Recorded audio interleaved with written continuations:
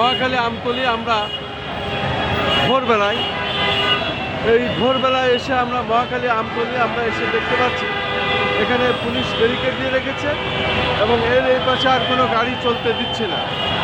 যেহেতু আর কোনো গাড়ি যাচ্ছে না, মানুষ এখান থেকে নেমে পায়ে হেঁটে এয়ারপোর্টের দিকে যাচ্ছে, কেউ 300 ফিটের দিকে যাচ্ছে।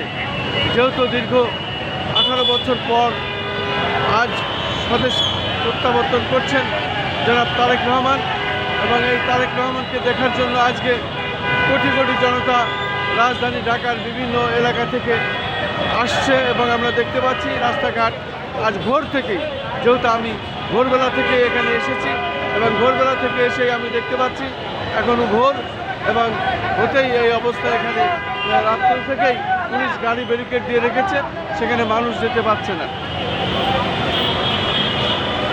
বিশেষ করে কোনো গাড়ি এখান থেকে আর যেতে পারবে না।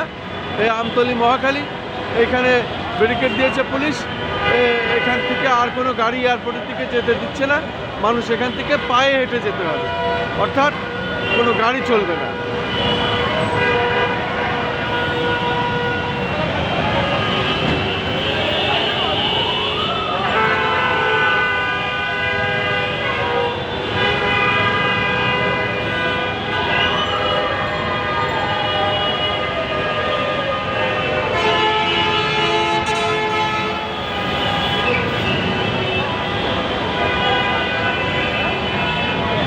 আমি ভোরবেলায় এই দৃশ্যটি আমি দেখে যাচ্ছি এবং দেখতে পাচ্ছি আমতলী মহাখালী এখানে গাড়ি বন্ধ, ব্যারিকেড এই পাশে আর গাড়ি চলবে না, মানুষ হেঁটে যাচ্ছে। যেহেতু আমি ভোরবেলা থেকে এখানে অপেক্ষা করছি এবং এটাই দেখতে পাচ্ছি, সেটা আমি দেখে যাচ্ছি।